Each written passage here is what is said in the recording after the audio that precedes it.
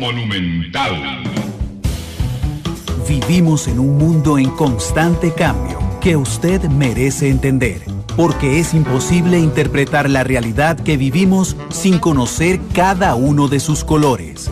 Porque muchos son los tonos de la actualidad. Presentamos Matices.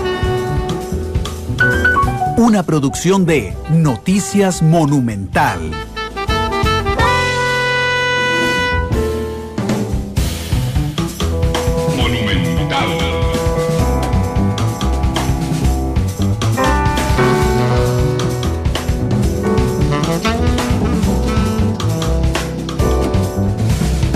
Hola, ¿qué tal? 2 de la tarde con 4 minutos. Bienvenidos a Matices, este programa de Radio Monumental, que es una producción del Departamento de Noticias, en el que analizamos los temas que son noticia en Costa Rica y en el mundo. Realmente muchas gracias por acompañarnos en este tercer programa de la semana. Hoy nos acompaña el ministro de la Presidencia, don Rodolfo Pisa, a quien agradezco mucho estar con nosotros, y le agradezco a ustedes también que nos acompañen a través de las diferentes plataformas que tiene Monumental para ustedes. Una de ellas es, por supuesto, la radio 93.5 en FM, la otra es monumental.co.cr, la otra es CDR Móvil, que estamos justamente en su teléfono celular. La otra es en Facebook Live, bajo la cuenta de Noticias Monumental, donde ya estamos transmitiendo en vivo, de hecho con unas 70 personas ya con nosotros. Además estamos en Twitter, en @monumentalcr, así es que muchas gracias. Este programa lo pueden observar en repetición esta noche a las 8 de la noche en Canal 2, lo pueden escuchar en reprise a las 9:30 de la noche a través de Monumental, la radio de Costa Rica. Don Rodolfo Pisa, como ministro, primer saludo que le doy, don Rodolfo. Bueno, muchas gracias, de verdad, encantado de participar una vez más en este programa, ahora con otro sombrero, digamos, el sombrero de ministro de la Presidencia del gobierno del presidente Carlos Alvarado. Es un honor, pero también es una responsabilidad muy grande. Es un ministerio difícil por naturaleza. No es un ministerio que inaugura, no es un ministerio que tiene plazas, no es un ministerio con glamour, como dirían los más jóvenes, pero es un ministerio que puede ayudar a que la voluntad manifestada por el presidente de la República se pueda convertir en realidad. No se trata de resolver todos los problemas del país. Se trata, eso sí, de que en cada uno de los temas fundamentales podamos tener una mejora, aunque siempre queden pendientes otras condiciones y otras situaciones. En 4 años no se pueden resolver problemas que naturalmente son imposibles y que en cualquier caso no pueden resolver, no se han resuelto en décadas anteriores. Don Rodolfo, lleva una semana en el gobierno. Realmente yo no sé si es que los tiempos se alargaron ahora, porque yo siento como que es mucho más. Yo no sé si usted lo percibe así respecto a jornadas tan largas y tan intensas que ha tenido como ministro de la Presidencia, pero lo cierto es que pareciera que es mucho tiempo el que llevan gobernando, don Rodolfo. No, y apenas efectivamente una semana. Bueno, un saludo a todos los radioescuchas y a los que nos siguen por Facebook y por internet. Un honor una vez más participar en este programa Matices y bajo la conducción de don Randall, que es garantía de buen periodismo. Gracias, don Rodolfo. ¿Cómo calificaría esta semana? Intensa, fructífera y retadora. Retadora en lo inmediato, don Rodolfo, más a largo plazo. Sí, también en lo inmediato, hay muchos retos por delante. Este es el primer gobierno que entra planteando un tema difícil desde el primer día, incluso desde antes, que es el tema de un proyecto de mejoramiento de las finanzas públicas, un problema de déficit fiscal. Eso por naturaleza pone el énfasis en los retos, pero digamos, si no hubieran retos y las cosas estuvieran resueltas, tampoco no se necesitaría un cambio gobierno siquiera. No se necesitaría ni un gobierno siquiera, y en cualquier caso no se necesitaría un cambio de gobierno. No, un cambio de gobierno supone un cambio de perspectivas, de formas de hacer las cosas, con mucho respeto a las formas en que se hicieron por distintos expresidentes en el pasado, pero entendiendo que ahora toca una tarea retadora, como dije. También es una semana fructífera porque ha sido muy intensa y incluso antes de entrar al ejercicio del gobierno, pero por supuesto en esta semana ha sido muy intensa. Y yo creo que tendremos que mantener algún nivel de intensidad hasta lograr algunos objetivos fundamentales. Puede ser que algunos duren 4 años. No todo se va a hacer en el primer año, no todo se debe hacer en los primeros meses. Hay un tiempo para cada etapa en la acción de gobierno. Hay algunas cosas que hay que empezar hoy para ver frutos dentro de 3 años. Hay otras cosas que hay que empezar hoy, tal vez lo podemos ver en 6 meses, 1 año. Hay ejemplos en cada una de las áreas de la acción del gobierno.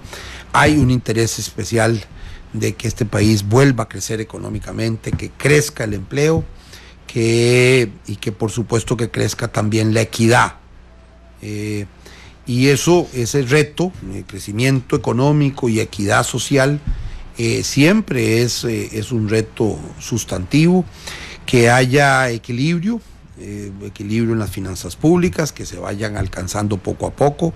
No se trata de una terapia de choque que obligue a cambios, el próximo año se resuelva el problema, no, pero sí una decisión de ir resolviéndolo poco a poco en estos 4 años, de manera que lleguemos a no tener déficit primario, es decir, pasar del 6.2, si no incorporamos el tema del Banco de Crédito Agrícola, a menos del 3% de déficit fiscal, que ya quedaría fuera el déficit primario, que para ponerlo en sencillo son los gastos ordinarios.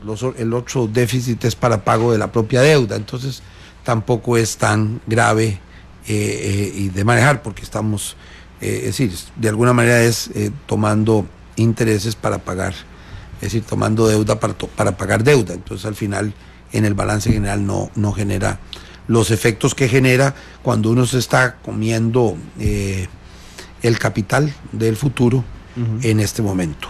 Don Rodolfo, ¿ustedes sí sabían cómo bailaba cuando la veían venir? Bueno, sabemos cómo está la situación del país desde el primer día. ¿Saben cómo baila? No sé si cómo baila, o sea, lo que sé es cómo está el país, sin duda. Exacto. Sabemos que hay problemas muy serios de desempleo, muy serios de desempleo en el país. Sabemos que hay problemas muy serios de déficit fiscal. Sabemos que en educación hay retos muy grandes, se aumentó mucho el gasto, pero digamos tenemos retos fundamentales en escolaridad, en calidad de la educación. Hay retos en la Caja Costarricense del Seguro Social, por supuesto ni decir de los problemas de seguridad ciudadana y los problemas de infraestructura. Sí, tenemos claro que son inmensos desde antes de entrar y al entrar. Por eso tampoco lanzamos campanas al viento y decimos que todo se va a resolver de la noche a la mañana. No va a ser así, va a ser un proceso, pero yo espero que los costarricenses valoren que cada año se vayan mejorando las condiciones del país, que en el 2019 estemos un poco mejor que en el 2018 y en el 2020 mejor que en el 2018, y que cerremos con el bicentenario en el 2021 y el gobierno en el 2022 con un país un poco mejor. ¿Cómo ve a don Carlos en esta semana? Don Carlos es un trabajador nato, un hombre comprometido con el país, comprometido con el cambio y con poner este país a trabajar, para decirlo con las palabras que ha señalado. Un compromiso y un respeto para las tradiciones, y también un compromiso con el futuro, es decir, cómo buscar esos equilibrios. Usted lo ve en la conformación de un gabinete, digamos, muy novedoso en 3 sentidos. Obviamente es un gabinete multipartidista, obviamente que hay un peso importante del partido de gobierno, que es el fin fundamental. Hay un gabinete por primera vez en la historia con más mujeres ministras que hombres ministros, y por supuesto hay un grupo de jóvenes como ministros y como jerarcas que por supuesto significan un cambio.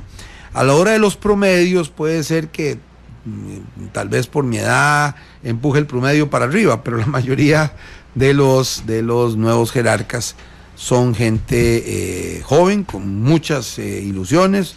Supongo que habremos algunos que ya no lo somos tanto y que nos gusta apoyar esos procesos, y nos entusiasma saber que hay tanto joven capaz que va a dirigir los destinos de este país, en cada uno en sus ámbitos. Y por supuesto el propio presidente de la República, una voluntad de diálogo y una voluntad de verdad encontrar acuerdos, igual que lo hizo conmigo. Es decir, él, antes de llegar al acuerdo del 8 de marzo, créanme que tuvimos muchas sesiones, en medio de una campaña, dedicar prácticamente 18 horas a ver puntos por punto, cómo llegar a ese acuerdo, demuestra una vocación que para mí es admirable. ¿No lo siente abrumado?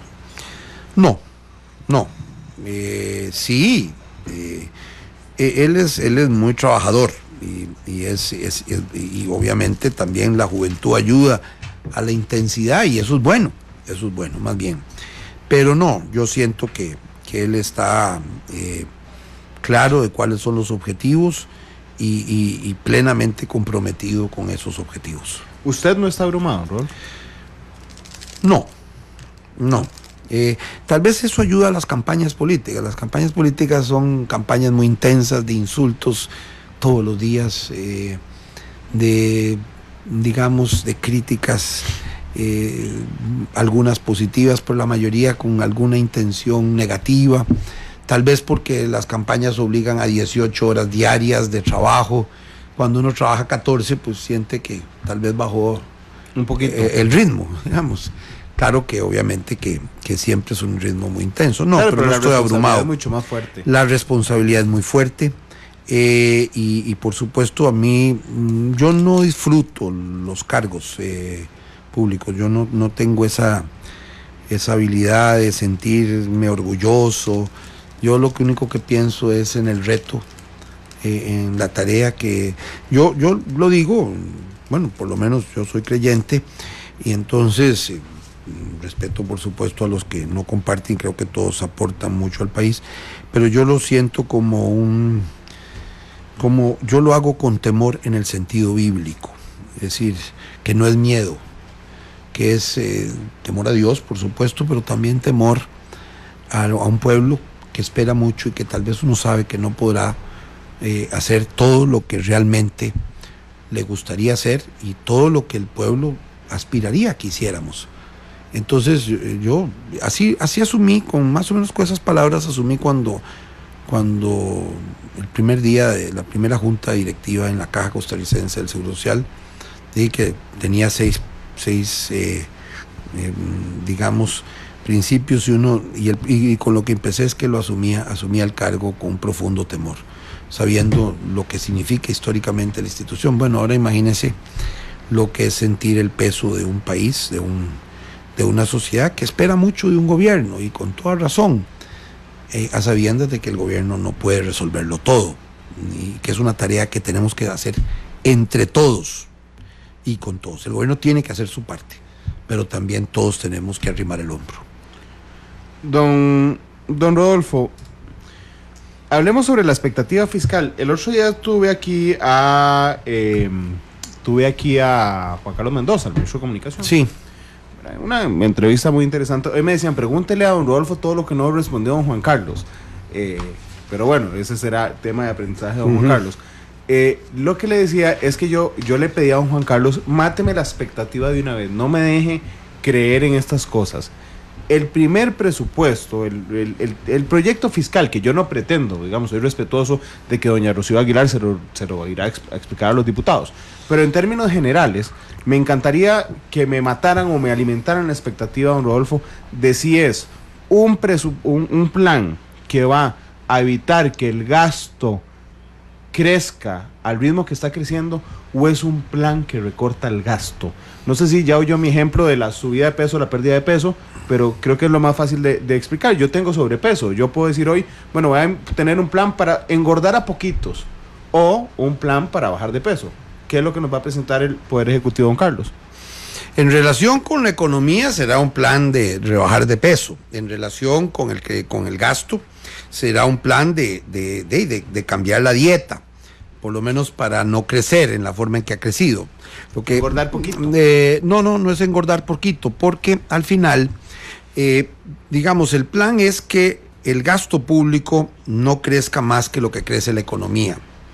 Ya eso de por sí significa bajar la proporción del gasto público como proporción del Producto Interno Bruto, porque la lógica será que la recaudación crezca más. Es decir, si usted ve los últimos 10 años, la recaudación ha crecido alrededor del 8% anual en términos reales, 8-9% anual en términos reales. El problema es que ha habido en estos últimos años ha crecido al 10% el gasto, en términos, o sea, por encima de la inflación. Entonces, claro, ahí no hay manera de que cierren los números.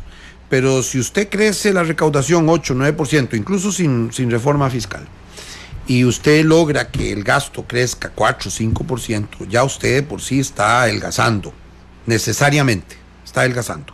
Porque usted lo que está haciendo es una dieta para no engordar y además está haciendo ejercicio.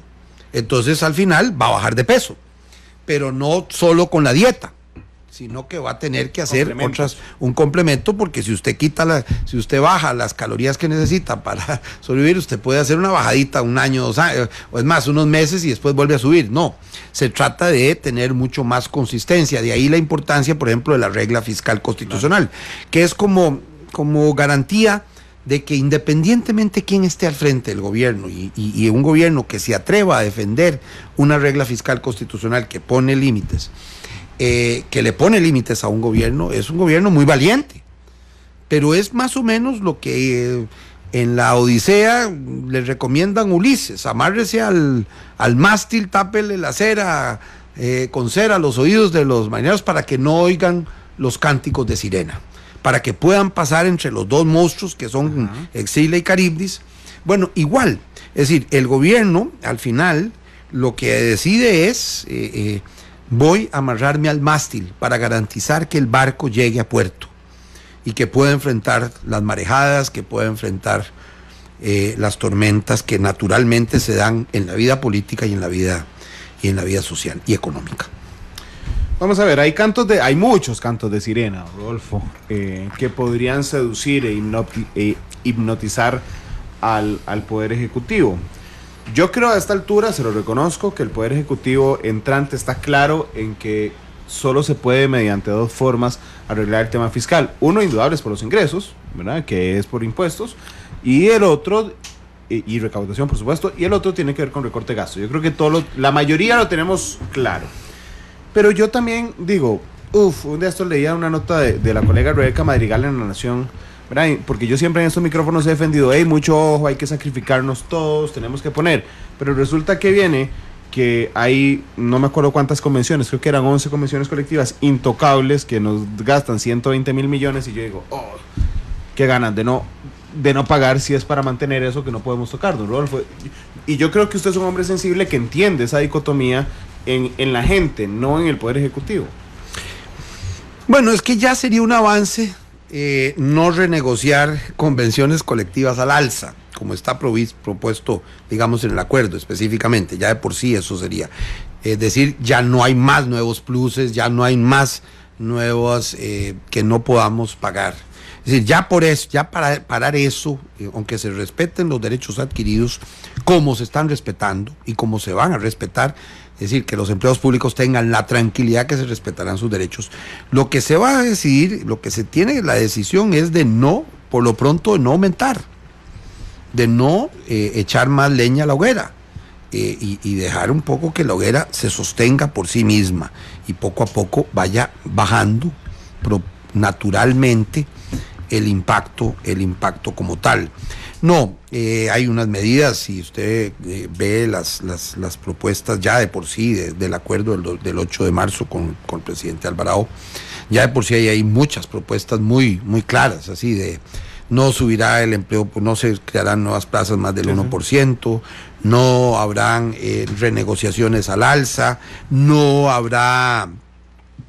se respetarán los derechos adquiridos, pero nos pondremos a nuevos pluses salariales, privilegios y beneficios insostenibles, así como racionalizar los existentes para nuevos ingresos, apoyar las propuestas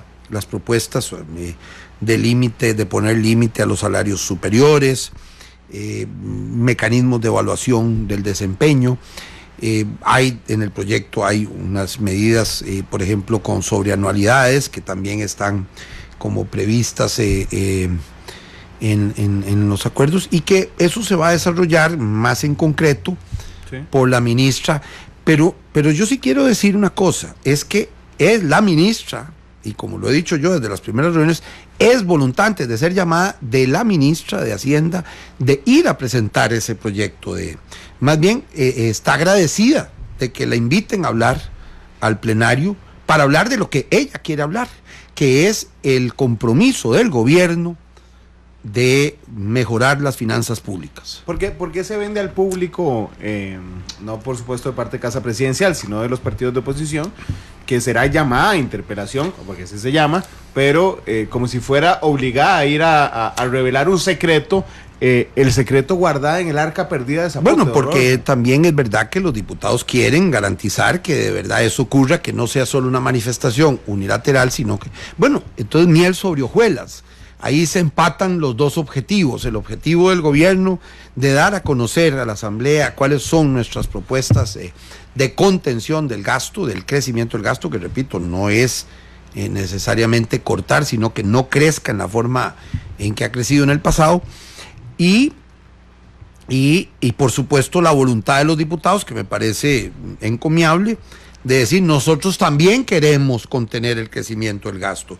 Entonces ella va a presentar esas propuestas, y los diputados pueden decir, no, mire, falta algo más. Bueno, que propongan las cosas que ellos creen, que cada partido proponga qué es lo que ellos creen que se puede recortar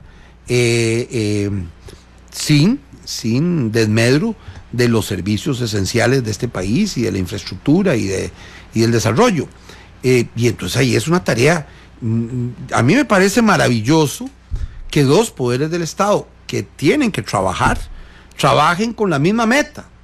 Es decir, claro, yo siento que hay una voluntad de los diputados de contener el gasto, y hay una tarea que pasa por la Asamblea Legislativa, porque hay algunos aspectos que son leyes que deben aprobar los diputados, y hay aspectos que están en manos del Poder Ejecutivo. Claro, pero vamos a ver, el diablo está en los detalles, y ahorita me quisiera meter, si me permite, don Rodolfo, en la reunión con las fracciones legislativas que tuvieron, pero no quiero soltar la metáfora que usted nos hacía respecto al canto de sirenas en temas fiscales. Una de los cantos de sirena, digamos, podría estarle cantando al oído al presidente Alvarado, y sé que no se lo ha creído, por ejemplo, que no es necesario nuevos impuestos y que solo arreglamos el tema con recorte de gastos. Quedó claro que ese canto no le llegó al presidente. No, es que no es viable. Ni el otro. En este momento. Ni el otro. Hace unos años tal vez hubiera sido posible. Pero ahora, en las circunstancias de déficit que tenemos, hace que la situación sea muy diferente. Además, porque hemos llegado a un nivel de endeudamiento del Estado que ya empieza a estar en los límites de lo razonable. Pero ¿sabe cómo se llama el jefe de ese canto de sirenas? Albino Vargas. Canta y canta y canta durante los últimos 20 años, y ha cantado durante los últimos días fuertemente. Y yo quiero preguntarle directamente al ministro de la Presidencia, ¿cederá la administración Alvarado Quesada a los intereses de los sindicatos de que no se toque para nada el tema de empleo público, o será firme pese a que se le lancen a las calles, don Rodolfo? Mire, yo creo que tenemos que conversar. Primero, que en el proyecto de gobierno y de contención del crecimiento del gasto no se quita a ningún empleado público. Ninguno, cero. No hay ninguna propuesta de recorte de plazas. Ninguna. Lo que hay es, habrán algunas propuestas de que no crezcan más allá de lo que es posible, y particularmente tienen que crecer mucho menos del 1% anual, y que todas las plazas vacantes no se llenen. Pero no hay ninguna que amenace a un empleado público diciéndole, usted va a desaparecer su puesto. en esta etapa. Si algún sindicalista lo dice, usted podría decirle, no mienta, don Rodolfo. Yo creo que ahí es falta tal vez de qué son las propuestas que están planteadas. Incluso en el acuerdo dice respetar derechos adquiridos de los empleados públicos. Y eso lo que significa es que los empleados que están trabajando en la función pública... ¿Por qué brinca tanto los sindicatos, don Rodolfo? Yo tal vez creo que hay un problema de comunicación, obviamente. Uno espera que sea un tema de comunicación, tal vez no nos hemos explicado bien, tal vez hay interés en que no quede claro lo que se explica, tal vez creo que falta todavía, yo haré un esfuerzo de diálogo, le he pedido unas citas a cada uno de las principales organizaciones para poder conversar. Le voto por la segunda, creo que a ellos no les interesa que quede claro. El otro día, la semana pasada, estuvo aquí doña Marta Costa, la Contralora General de la República, que creo que tiene una tesis muy parecida a la del Poder Ejecutivo. Creo que comparten tesis completamente respecto al tema fiscal, y entonces le decía a los sindicatos, y ella me dijo en estos micrófonos en vivo, creo que los sindicatos se han aprovechado de desinformar a sus bases para que salgan a decir cosas que no son correctas. Yo no sé, tal vez es porque no hemos sido capaces de comunicarles bien, pero yo asumo siempre la buena fe de todos los participantes en la vida, incluso en los debates políticos. Yo siempre asumo que tal vez no nos conocemos bien o no hemos sido capaces de explicar. Yo no digo que no haya siempre una excepción en esos casos, pero yo asumo que los sindicatos tienen claro que este país tiene que salir adelante, igual que los empresarios, y que no basta y no se va a poder resolver con medidas dramáticas, pero tampoco con medidas cosméticas. Hay que entrarle al tema fiscal mesuradamente, pero con claridad y con metas.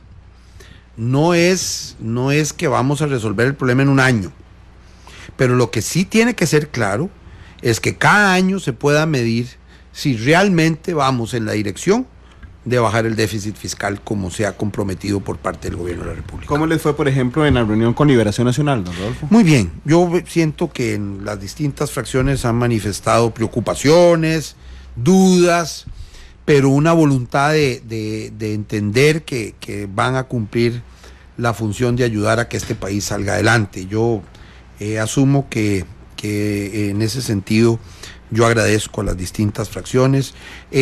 Vamos a entrar a un proceso de ajuste, una vez que se apruebe el ajuste a la vía del 208 bis, y que permitirá hacer enmiendas. El gobierno hemos ido anotando con mucha atención y con mucho respeto las preocupaciones manifestadas por las distintas fracciones legislativas y por distintos actores sociales, para llegar a esa reunión, y el Poder Ejecutivo irá y dirá, mire, estas cosas parecen razonables, hagamos los ajustes que sean necesarios.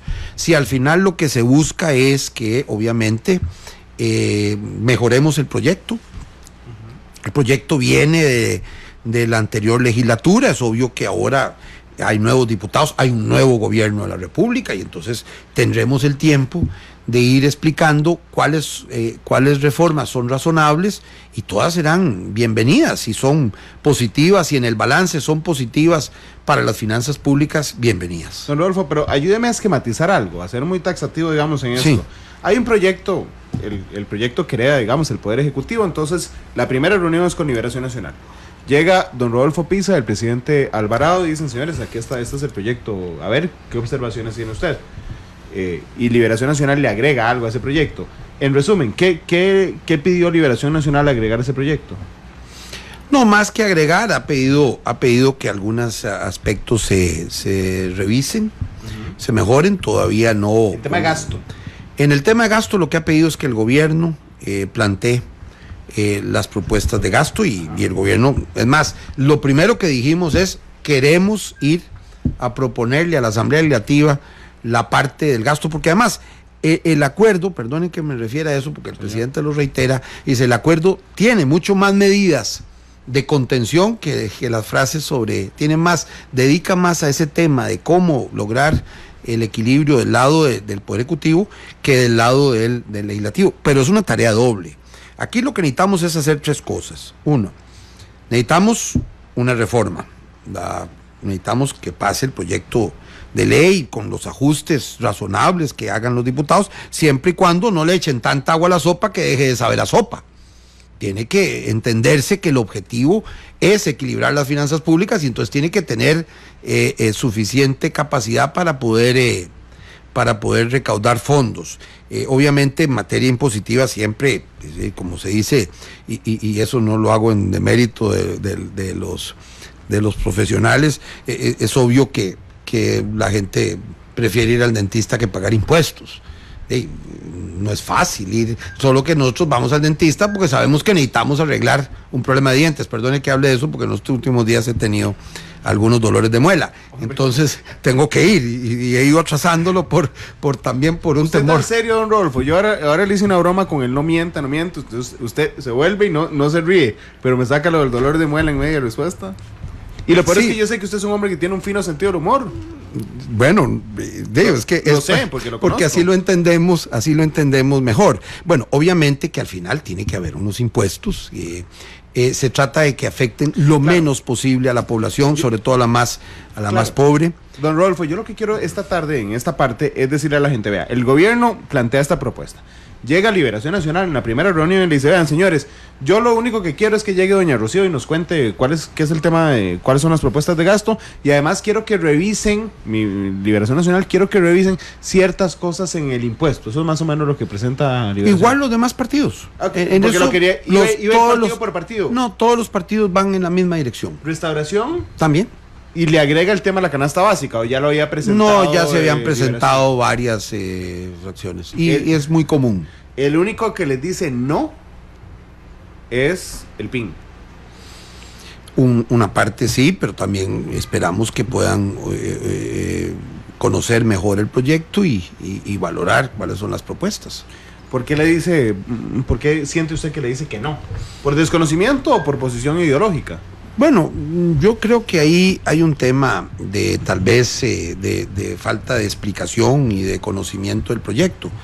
Obviamente, repito, que es normal que uno no quiera hacer reformas tributarias, siempre hay un costo político, el gobierno se está comprando ese costo de plantear esas reformas y hacerlo en los primeros días de gobierno, desde el primer día de gobierno.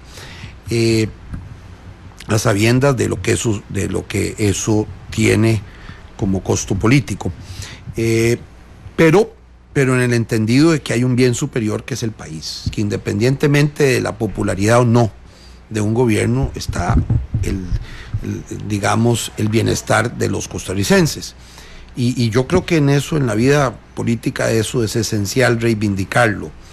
Yo lo he dicho, incluso a mí en campaña algunas veces me decían, mire, si usted dice eso aumenta tanto la popularidad y hace... Yo no lo hago, no lo hice y no lo hago porque no creo que uno tenga derecho a gobernar dañando al país.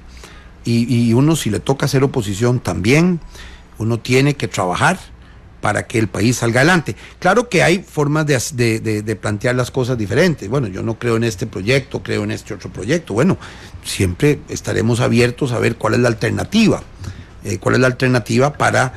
Bueno, yo quiero que sea solo a través de contención del gasto. Bueno, entonces ahí sí, si fuera solo por esa vía, ahí sí que habría ya no que contener el crecimiento, sino que cortar fuertemente. Bueno, ¿a dónde? Porque al final los números tienen que saldar. Uh-huh. Es decir, es obvio que llevamos varios años de gastar mucho más de lo que tenemos. Las tasas de interés están subiendo. Ya muchos costarricenses en el pago de sus deudas han visto algún efecto. Y la idea es que eso no afecte a los costarricenses. Porque una crisis económica sería gravísima. Tal vez es porque a mí me tocó vivir la crisis del 80, de ver rápidamente. Yo ganaba, voy a contarle, yo trabajaba en la asamblea, era creo que secretario o asistente. Yo ganaba 8,000 colones al mes, eso eran $900. De aquella época era un montón de plata. Bueno, porque yo trabajaba, era muy jovencillo. Y yo pasé en un año a ganar 12,000 colones, pero eran $300. Es decir, obviamente se bajó a una tercera parte. No el poder de compra, porque tampoco es que hubo una inflación, pero sí obviamente se bajó a la mitad los ingresos. A pesar de que yo ganaba 4,000 colones más, de 8,000 a 12,000 pesos pasé a ganar. Bueno, una crisis de esas, pero eso es lo de menos. El problema es que esa crisis significó pasar rápidamente en 2 años de 25% de pobreza a 50% de pobreza. Ya una generación pasó de tener una escolaridad a nivel de secundaria de casi el 70% a menos del 50%. Eso es como haber cerrado cientos de colegios. No se cerraron, ahí estaban. Pero los muchachos y las muchachas salieron de los colegios porque no había con qué comer. Entonces yo creo que una cosa que debe tener claro un gobierno es nunca evitar a toda costa que el país entre en una crisis. Y la crisis se da cuando uno sabe que el gasto va creciendo. Créanme que esas cosas que parecen extrañas y ajenas, que las calificadoras de deuda o de crédito de los estados sí tienen un impacto porque suben las tasas de interés. Entonces el gobierno, para financiarse, tiene que ir a pagar más. Nosotros no podemos darnos ese lujo. Hay lujos que no se puede dar a un gobierno. Y tiene que garantizarle los derechos de los ciudadanos, y por eso tiene que buscar, al mismo tiempo que busca la equidad, mucho de ella es a través del gasto, pero también hay un tema a través de la tributación. Buena parte, es decir, obviamente los impuestos a las ganancias de capital son básicamente para sectores que invierten, es decir, que afectan más esos sectores. Después se ha tratado de que en el tema del impuesto al valor agregado no se aumente la carga, que se mantenga en 13%, de manera que ahí haya... Es verdad que hay que pagar algunos servicios que no se pagan, pero es que nuestra economía... Nuestra economía, hay algunos servicios que se pagan. Claro, pero dio la vuelta. Pero, antes se pagaba lo excepcional, ahora es todo menos las excepciones. Sí, porque nuestra economía se volvió una economía de servicios. Claro, yo no tengo claro que hay que pagar eso. Claro, lo que pasa es que dónde sale. Yo no digo que lo haga usted necesariamente al propio en lo personal, pero sí creo que en algún momento la clase política debería ser más genuina con el público y decirle, bueno, sí, estamos grabando los servicios, con ligeras excepciones, ¿qué es lo que tiene? No algunos servicios, eso suena a que no se van a grabar. No, claro que hay servicios que se van a grabar, todos los servicios profesionales. ¿Por qué? Porque todos tenemos que arrimar el hombro un poquito. Hablando de arrimar el hombro, ¿cuándo sería esa reunión con los sindicatos? En las próximas semanas. Próximos días. Porque es que hay un grupo, hay grupos de sindicatos. Bueno, yo espero con varios grupos, uno por uno, con calma. Yo no me apresuro. ¿A quién le pidió la reunión? Yo le he pedido a varias organizaciones laborales. El orden no lo tengo definido, pero sí he pedido hablar con los distintos grupos. Hablemos de doña Edna. Vamos a ver, un tema muy complejo, llevado a la burda simplicidad, a veces deja de entenderse. Esta mañana había un montón de gente hablando del caso de doña Edna Camacho. Y yo entiendo y quisiera que me aclarara usted si el tema de doña Edna fue una recomendación que ella hizo antes de ser ministra en la construcción de una propuesta, eso es un tema uno. Y segundo, si el beneficio que se le brinda a los mediadores de temas de bonos finalmente afectan al usuario final, es decir, todos los que tenemos préstamos, por ejemplo, para casas, carros, etcétera, y no necesariamente a un grupo de multimillonarios como se dejó ver durante las últimas horas. Quisiera que me aclarara el punto doña Edna, don Rodolfo. No, doña Edna, bueno, lo primero es que ella lo plantea como técnica, cuando la llaman no era ministra, fue mucho antes. Y esas propuestas ahí hay que revisarlas para que en el balance al final hay que ver cuánto es lo que al final resulta, las ventajas desde el punto de vista fiscal, ¿verdad? Porque al final también se busca si esta medida va a ayudar a resolver el problema fiscal, bueno, en buena medida, ¿verdad? Porque hay medidas que no ayudan en esa dirección. Es obvio que lo que se buscará, y nosotros estamos abiertos a oír las propuestas de reforma. Lo que sí creo que es importante es rescatar, digamos, la profesionalidad, el profesionalismo y la calidad moral de doña Edna. Que las propuestas de reforma y enmiendas que se deban hacer en la Asamblea Legislativa, el Poder Ejecutivo estará de acuerdo con algunas. Si en el balance se ve que hay mejores condiciones si se da esta medida o esta otra. Hay propuestas ahí si debemos, alguna gente que ha planteado el tema de si debemos pasar a renta global o si vamos a ir con el tema de impuesto a los intereses. Ningún proyecto será perfecto. Los proyectos tendrán que tomar en cuenta los distintos factores y al final se buscará un equilibrio. Uno que garantice al menos un 1.4% del PIB de ingresos, pero después en el margen iremos a las fracciones, las preocupaciones de los distintos diputados con mucho respeto, pero también uno pediría que al mismo tiempo, como hay voluntad del Poder Ejecutivo de hacer los ajustes que se deban hacer para mejorar las finanzas públicas y la equidad y la transparencia, también que haya mucho respeto de todas las partes, porque no ayuda romper el respeto.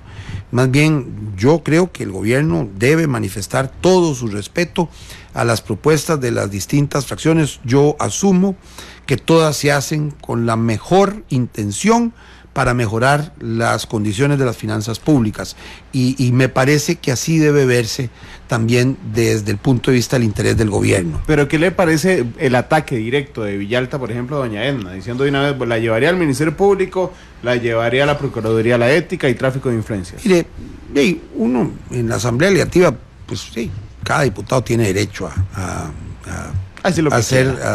decir, sí, porque además la propia condición le permite y el sistema democrático tal vez lo necesita. Yo creo que el camino es plantear las reformas y discutir los temas de fondo.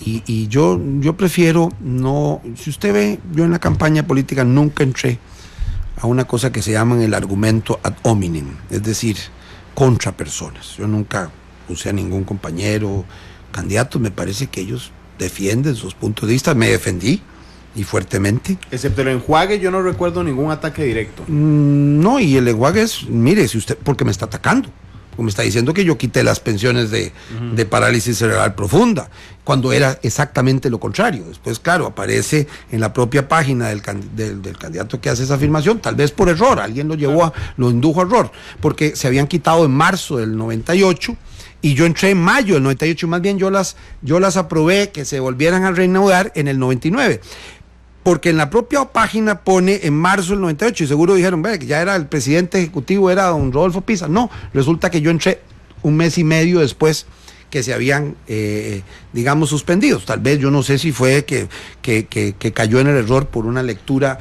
equivocada, pero entonces yo ahí sí tengo derecho a defenderme.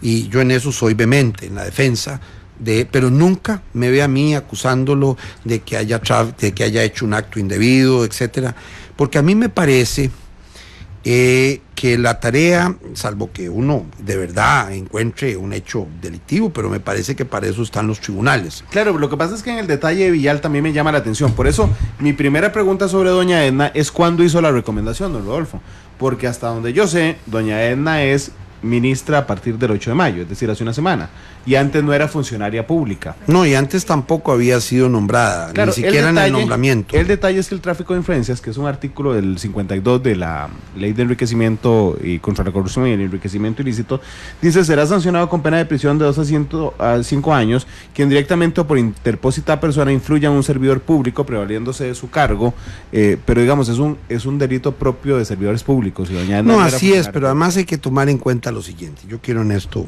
ser sincero. Los diputados van a aprobar una ley y van a discutir una ley de finanzas, de fortalecimiento de las finanzas públicas, en la que todos de alguna manera se ven perjudicados. No hay manera que no sea así. Si van a subir los impuestos, todos tendremos que pagar esos impuestos. Claro. Entonces uno no va a decir, mire, yo asumo que nadie va a enrostrarle a alguien porque pertenece a una cooperativa, porque las cooperativas están exoneradas de unos impuestos. Bueno, entonces no se va a decir que porque están exoneradas es porque él es miembro de una cooperativa de ahorro y crédito. Obviamente que en el pago de impuestos, de alguna manera todos somos parte, y los diputados también son parte, porque van a pagar, es decir, todos vamos a tener que pagar un poco más, de una manera o de otra, cuando vayamos a contratar un servicio.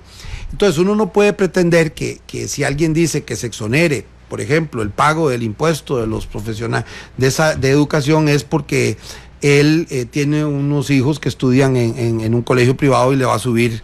No, yo supongo que lo hacen porque creen que es lo mejor para las finanzas públicas o su punto de vista. Bueno, toman en cuenta el punto de vista de la mayoría de la gente.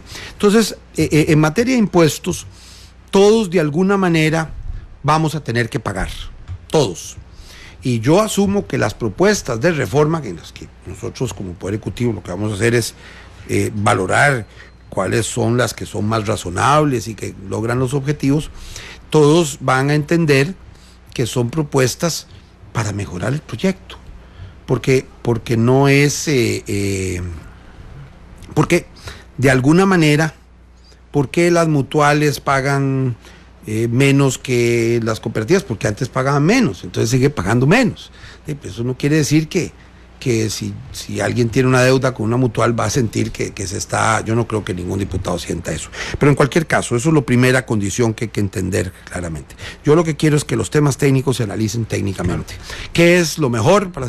Y de parte del Poder Ejecutivo, ni está casado con ninguna medida, ni tiene por qué descartarla. Lo que quiere es valorar las ventajas y desventajas de cada medida para el desarrollo económico del país, por una parte, y también para el mejoramiento de las finanzas públicas. Don Rodolfo, permítame cambiar de tema. Ayer en la conferencia de prensa del Consejo de Gobierno hicieron un anuncio sobre los viajes, sobre un recorte en los viajes en lo particular, y yo siempre he pensado que la prensa, inclusive algunos medios de comunicación, hemos ayudado a satanizar los viajes, y que realmente el peso en el presupuesto nacional es ridículo respecto a los disparadores del gasto. Entonces me antoja un elemento muy simbólico. Con lo que hacen ustedes ayer de decir vamos a viajar lo menos que sea posible y vamos a cuidar cada uno de los viajes, ¿realmente no están ayudando a satanizar más bien los viajes de los funcionarios públicos? Bueno, yo creo que no, porque hay viajes que son necesarios y son parte de la función. Y desde ese punto de vista no hay voluntad de eliminar esos que sean realmente necesarios. El problema es cuando se viaja en tropel.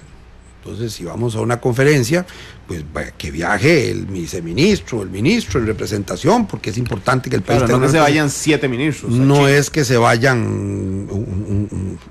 un grupo, porque eso con toda razón la gente siente que no está bien, independientemente del monto, de lo que eso significa en costos. Es verdad que eso no... Pero digamos, lo que tiene que haber es una racionalidad. Realmente primero, ¿es realmente necesario el viaje? ¿Es realmente conveniente para el país ese viaje? ¿Para la institución que se representa? ¿O forma parte esencial de las funciones? Digamos, si se pertenece al grupo, a los gobernadores del Banco Mundial, el representante de Costa Rica tiene que participar, porque tiene una función y puede influir a que el Banco Mundial sea mejor con nuestros países. Sería una locura no ir. Pero no se tiene que dar su discurso ante la ONU, no lo va a dar por Skype. Hay relaciones. Nuestro país es un país pequeño y el país tiene que fortalecer sus relaciones. Un país que, como el nuestro, que con orgullo como costarricenses decimos que hemos abolido el ejército, es un país que funda su soberanía en la fortaleza de su pueblo, pero también en el respeto y en las relaciones internacionales que establezca con los países que creen en los mismos valores. Nosotros, y eso implica muchas cosas en el tema económico. Es decir, sí, tenemos que ir a abrir nuevos mercados, bueno, todo lo que sea positivo para eso y que tenga una racionalidad. No va a haber rechazo al viaje. Lo que va a haber es aquellas cosas donde no es útil, o no se demuestra la utilidad, o no se demuestra la necesidad de tener una representación adecuada. Yo creo que eso no va a implicar que fallemos en ninguna, y por supuesto el Ministerio de Relaciones Exteriores, el Ministerio de Comercio Exterior, el Ministerio de Turismo tienen que, por su naturaleza, parte de sus tareas es viajar, porque tienen que establecer relaciones, y a veces el presidente de la República tiene que viajar, porque para traer grandes es decir, centros de investigación, nuevos empleos a este país, o para ir a construir una zona económica especial en la zona de Punta Arenas, o en la zona norte del país, o en la zona sur, o en el Atlántico, probablemente va a ser necesario que participe el presidente, si es conveniente y útil. Y entonces uno va a valorar y dice, hombre, qué dicha que fue, porque logró un apoyo fundamental para desarrollar, digamos, o mejorar, o por ejemplo, las relaciones que puede tener el Ministerio de Seguridad, que son indispensables en la lucha contra el crimen organizado. Eso no se logra solamente con medidas nacionales, se tiene que ir a sentarse con otros ministerios de otros países para intercambio de información, lograr para que podamos luchar contra el crimen organizado. Todas esas cosas son razonables. Don Rodolfo, permítame ir brincando de tema a tema para aprovechar al ministro de la Presidencia hoy lo más que pueda. Mari Carmen dice, porque aquí tenían una apuesta en Twitter si yo tenía o no las hormonas para hacer la pregunta que están planteando, y es justamente si hay algún lugar donde se pueda ver el documento, dice Mari Carmen, del acuerdo entre PAC-PUSC y Frente Amplio que ya se firmó, sostienen ellos. Yo creo que sí, yo creo que fue comunicado y creo que en algún medio de comunicación lo pusieron, pero con mucho gusto, si falta otro lugar, por supuesto. A mí me parece que todos los acuerdos. Ahora, los acuerdos son complementarios, no sustitutos, ¿verdad? El acuerdo con cada partido, y a mí me gustaría hacerlo con las distintas fuerzas, va diciendo, bueno, en estos temas estamos de acuerdo, en estos temas no. Y ese es el derecho de cada partido, decir, mire, yo no creo en la regla fiscal. Bueno, el gobierno dice, sí, nosotros sí creemos en la regla fiscal constitucional, pero porque no estemos de acuerdo en ese tema, no vamos a avanzar en los otros temas donde sí hay acuerdos. Por supuesto que sí, pero esos acuerdos, como lo dice expresamente el propio acuerdo, digamos, con el Frente Amplio, dice expresamente que en los temas en que ese acuerdo no elimina ningún acuerdo que se haya acordado, por ejemplo, el de los... Hay un acuerdo PAC-PUSC y hay un acuerdo PAC-Frente Amplio. Sí, y entonces hay acuerdos, digamos, no como partidos, como personas, se hicieron a título más de personas. Bueno, gobierno PUSC, gobierno... pero en cualquier caso hay acuerdos para avanzar, y ahora en la Asamblea Legislativa va a haber acuerdos legislativos. Eso no, y hay acuerdos de desacordar. Es decir, hay un momento que uno dice, bueno, en este tema tenemos diferencias. Estamos de acuerdo en que no estamos de acuerdo. Estamos de acuerdo, pero en esta parte de ese desacuerdo podemos avanzar. Bueno, perfecto. Yo he señalado muchas veces que cuando uno es candidato, uno ve los programas de gobierno de los distintos partidos, pues tiene que ver para ir a los debates, más o menos, a ver por dónde van. Entonces uno no se lee ni el propio. Bueno, yo el mío sí, creo. No me lo aprendo de memoria, pero sí lo leo. Es decir, pero en cualquier caso, usted descubre que hay 60% de coincidencias, un 20% de propuestas complementarias, y hay un 20%, digamos, de discrepancias, no con todos, porque puede ser que la discrepancia con uno sea diferente que con el otro, es decir, el 20% difiere. Pero créame que hay más de un 60% en que todos coincidimos. Y entonces, ahí ¿qué es lo que hay que hacer? Uno decir, bueno, si ya tenemos este piso, estas coincidencias, hay que hacer estas carreteras, hay que resolver estos temas en educación, hay que bajar las listas de espera, hay que tener un expediente electrónico, hay que bajar la criminalidad y hay que enfrentar el crimen organizado, y hay unas medidas en las que todos estamos de acuerdo. Y hay unas medidas en el gasto público que también estamos de acuerdo. Bueno, avancemos con esas. Y mientras tanto, y seguimos discutiendo las otras, sin que nadie renuncie a las que cree que son mejores. Pero yo creo que es un ejercicio de madurez y de respeto. Y por supuesto voy a ver, creo que en el semanario Universidad fue publicado una parte del documento, por si acaso alguien lo quiere ver, pero no sé si en otros medios también se publicó. No, lo que le iba a decir es que sería interesante que tal vez en la página de Presidencia se publiquen los acuerdos. Lo que pasa es que ahí, digamos, fueron acuerdos antes de ser presidente de la República, entonces ahí hay un tema de respeto, porque son de partido, el que yo firmé con el presidente y el que se firmó con el Frente Amplio, creo que están divulgados y difundidos. No hay nada malo en que estén. Yo creo que ojalá que las fracciones lo suban y se puedan ver, porque, digamos, para que no se diga que el gobierno es un acuerdo de gobierno, la fracción de gobierno podría subirlo. Sí, claro. Don Rodolfo, ayer estuvo aquí el letrado del Tribunal Supremo de Elecciones, Andrei Cambronero. Muy hábil para responder, don Andrei, porque se arma una polémica enorme respecto a la decisión administrativa del tribunal, que don Andrei dejó claro que no tiene nada que ver con presidencia ni con el gobierno, respecto al cambio de nombre en las cédulas y a desaparecer el sexo de la cédula, el género en lo particular. Y entonces resulta que una lluvia de preguntas eran cosas que no tenían que ver con el tribunal, sino con el Poder Ejecutivo. Entonces yo ayer le decía a don Andrei, ¿qué van a hacer en los pasaportes, por ejemplo? No sé, tema del Poder Ejecutivo. ¿Qué van a hacer en el Ministerio de Justicia? No sé, tema del Poder Ejecutivo. ¿Qué implementaciones va a hacer el Poder Ejecutivo respecto a la opinión consultiva de la Corte Interamericana? En toda su amplitud, no solo en el matrimonio. Tema del Ejecutivo. Entonces, como hoy tengo a uno de los jefes del Ejecutivo, sin el presidente Solís, sin el presidente Alvarado, quiero preguntarle qué va a hacer el Ejecutivo para empezar a implementar los cambios propuestos en la opinión consultiva de la Corte, don Rodolfo.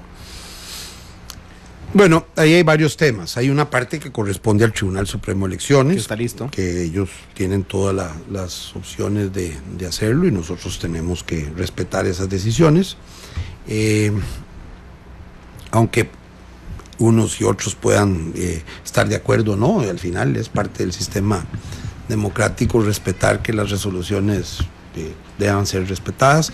Yo creo que en el tema del cambio de nombre no me parece que haya ninguna situación extraordinaria. Me parece que lo que pasa es que nosotros en español no tenemos tantos nombres que tienen el significado, que el mismo nombre puede ser de un hombre o una mujer. Andrea Bocelli dice que está contento con el Andrea Bocelli, digamos Michelle.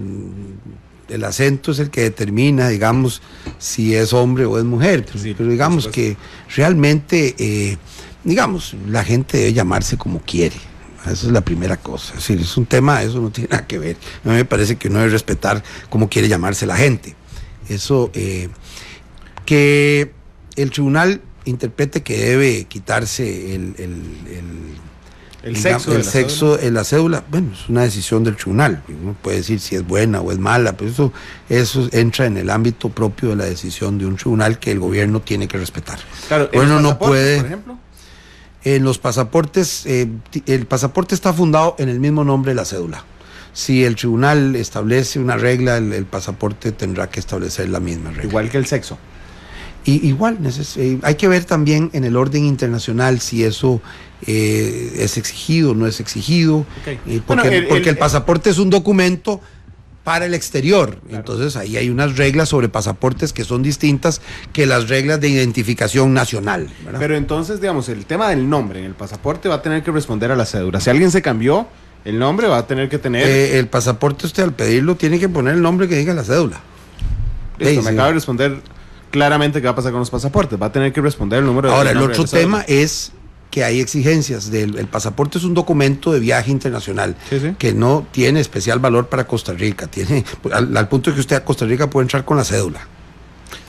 Usted lo que pasa es que no puede llegar a otro país con la cédula. Tiene que llegar con un pasaporte. Claro. Entonces, en el otro país y en el mundo hay unas reglas sobre la emisión de pasaportes que el país a nivel internacional respeta. Pero yo tengo una duda, Rodolfo, digamos, eso que me acaba de decir de los pasaportes, ¿es su opinión como una persona conocedora de las leyes y de la Constitución política?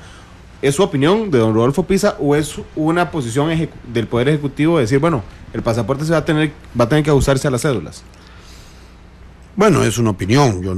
El Poder Ejecutivo no decide sobre eso y en cualquier caso no es una competencia propia del ministro.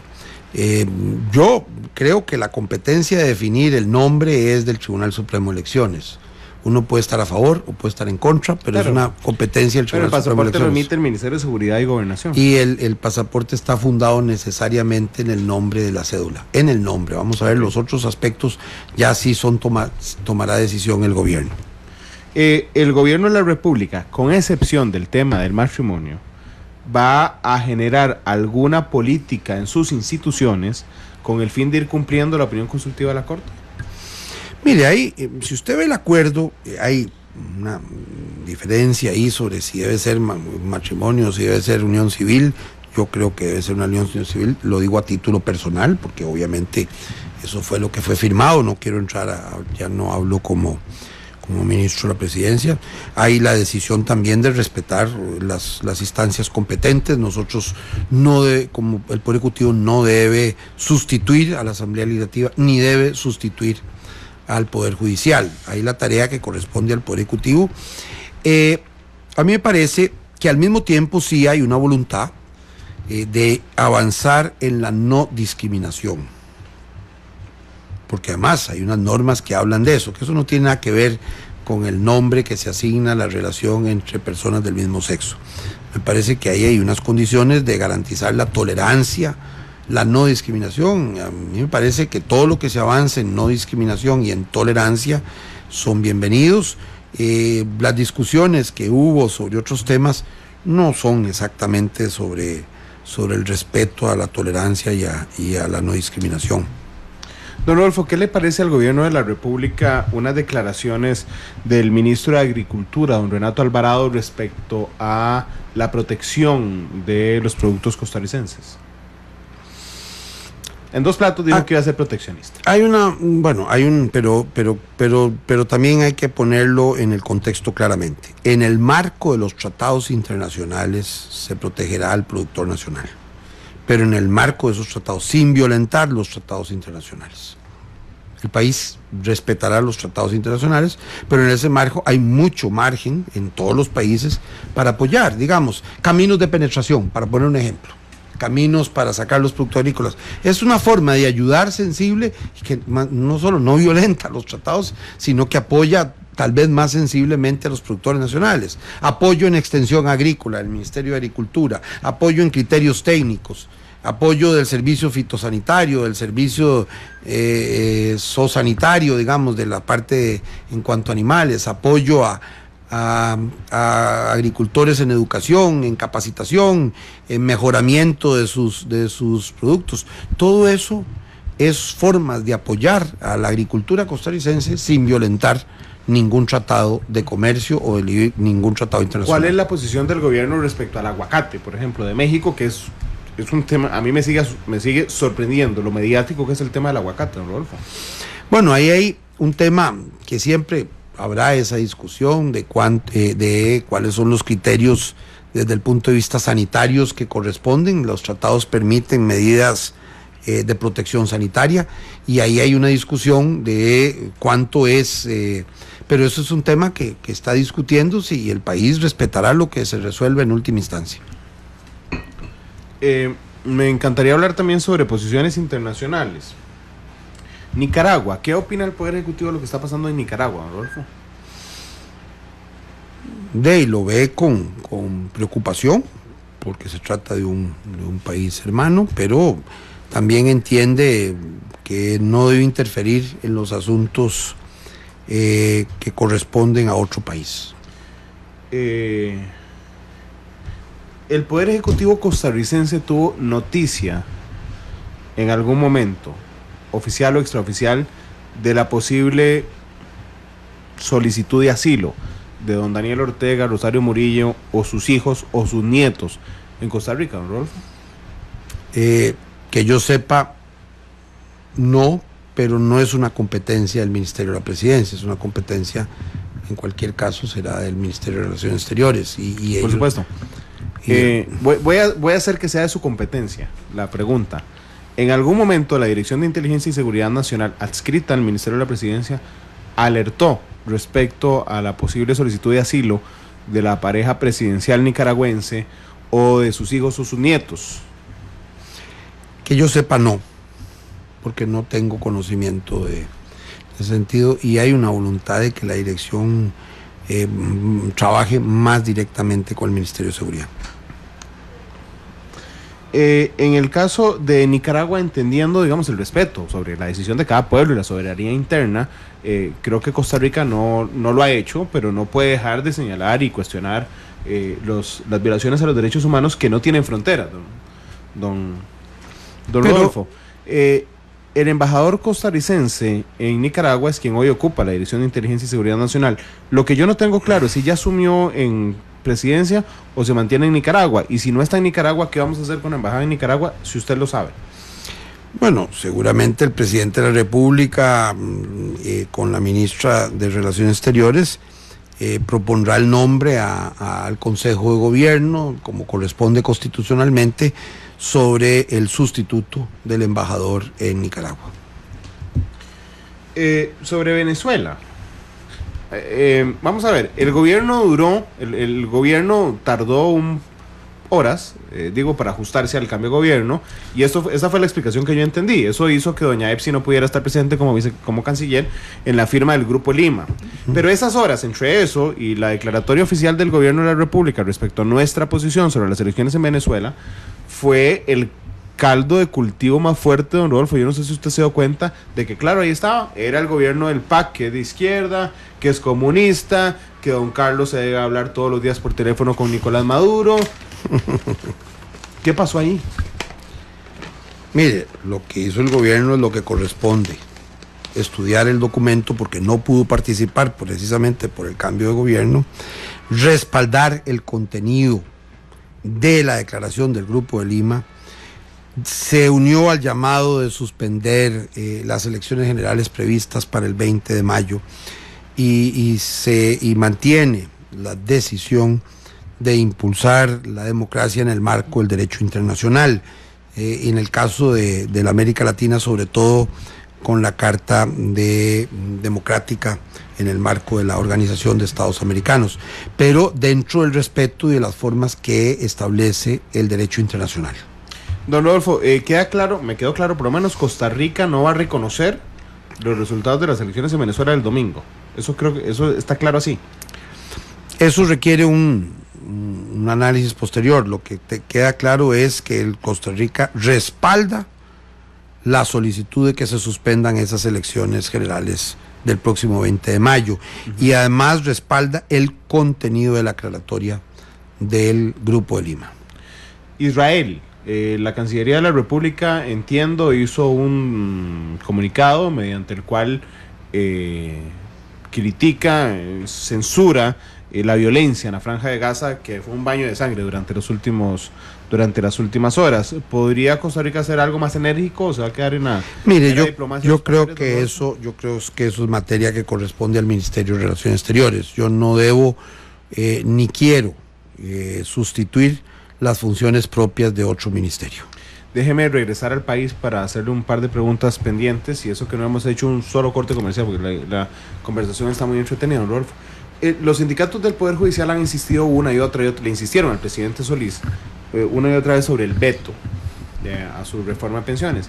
Se lo insistieron y se lo han insistido a don Carlos. ¿Está clara la posición del gobierno respecto a ese tema? Don Carlos ha mantenido la tesis que venía de antes de la reforma del sistema de pensiones del Poder Judicial. ¿Se mantiene así? Sí. Si en algún momento los diputados consideran que debe hacerse algún ajuste por algún tema puntual, pues eso estará en el marco de la Asamblea Legislativa. El Poder Ejecutivo no debe sustituir al Legislativo. Don Rodolfo, ¿qué pasa con el jerarca de Habdeba? Está pendiente, debe ser aprobado como establece la normativa por el Consejo de Gobierno, y seguramente el presidente de la República lo nombrará, lo propondrá en los próximos consejos de gobierno, antes del 1 de junio. Permítame, antes del 1 de junio significa que es en los próximos 14 días. Sí. Permítame... o sea, hay 2 consejos de gobierno antes de esa fecha. Permítame usar una frase muy popular. ¿Cuál es la pega en Habdeba? No, el presidente es un hombre muy serio, que busca encontrar la mejor gente para cada uno de los cargos. Es una competencia que él asume con mucha responsabilidad, y yo creo que está bien. Él propondrá al Consejo de Gobierno los nombres de las juntas directivas y de los presidentes ejecutivos que están pendientes, particularmente el presidente ejecutivo de Habdeba.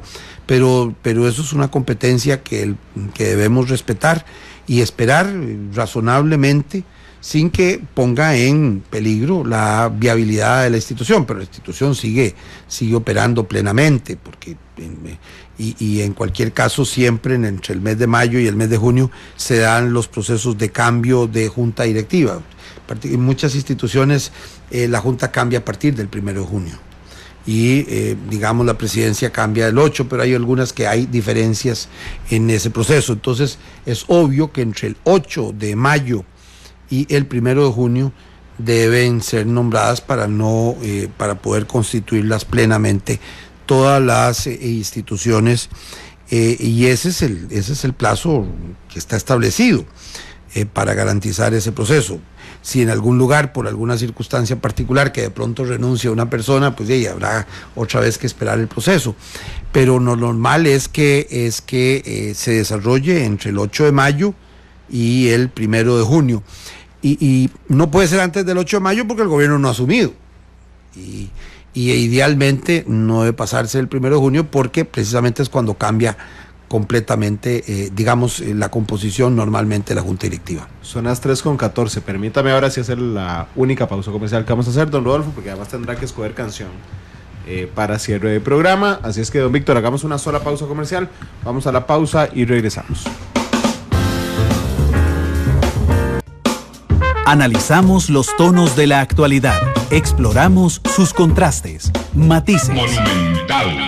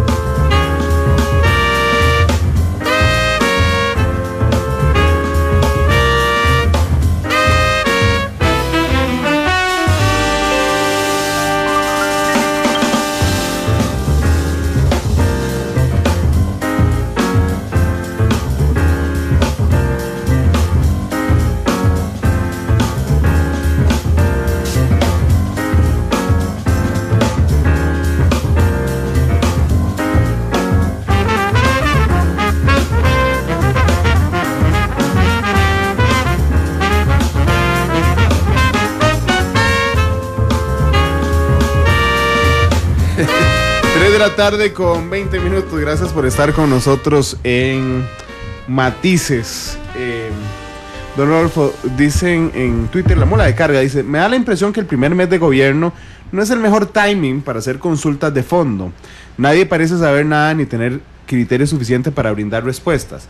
Quiero decirle honestamente que el otro día que estuve a Juan Carlos Mendoza conmigo, una persona que me cae muy bien, digamos, desde que lo conozco, Juan Carlos, pero sí me da la impresión de que estaba un poco verde en su puesto, no en lo personal, sino en el desarrollo. Después dije, por Dios, tienen una semana. Y después el otro diablito que se me para al otro lado del hombro, me dice, no, pero tienen más de un mes de saber que ganaron. Vamos a ver, el proceso de aprendizaje ha sido complejo.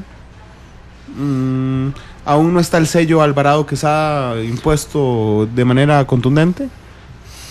No, el sello se va construyendo a lo largo de los 4 años. Hay unas partes que se desarrollan el primer día y otras que se desarrollan a lo largo del tiempo. No, hay unos principios, unas guías de acción, un plan de acción, el plan de gobierno, los acuerdos firmados, que delimitan claramente cuáles son las propuestas y los objetivos de gobierno. Desde ese punto de vista me parece que más bien ha sido mucho más avanzado que cualquier inicio de otra administración, a pesar de que obviamente siempre es mucho más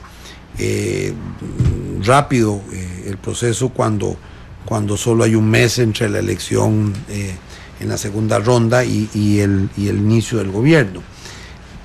No, yo creo que ahí, y el presidente ha definido claramente cuáles son las grandes metas del gobierno, las acciones que se deben realizar, muchas con mucho detalle, pero hay un margen que corresponde a cada institución y a cada ministerio y que más bien eso enriquece el desarrollo del gobierno a partir de unos principios comunes.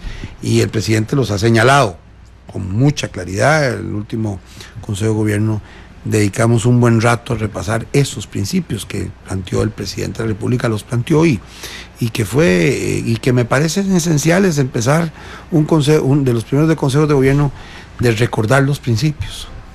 Don Rodolfo, nos quedan 3 minutos nada más, pero quisiera preguntarle, por ejemplo, sobre algunos puestos en materia internacional que faltan por llenarse. La embajada en la ONU, por ejemplo, no sé si vamos a mantener el mismo embajador en la Organización de Estados Americanos. La embajada, por supuesto, en Nicaragua, que creo yo que es fundamental y de la que ya habíamos hablado. La embajada en los Estados Unidos, en Washington. ¿Qué va a pasar con esas embajadas? Bueno, en el caso de los Estados Unidos, don Román Macayo sigue siendo embajador y no habrá un desfase en la representación diplomática. Pero hasta agosto será, ¿no? Sí, hasta agosto, pero probablemente antes de eso el gobierno hará un esfuerzo significativo por proceder a los nombramientos de acuerdo con la Constitución. Recuérdese que en materia de nombramiento de embajadores hay un proceso que seguir. Hay que obtener el beneplácito del país en el que uno está acreditando a la persona y esos son procesos que, digamos, deben ser respetados y el gobierno los va a respetar.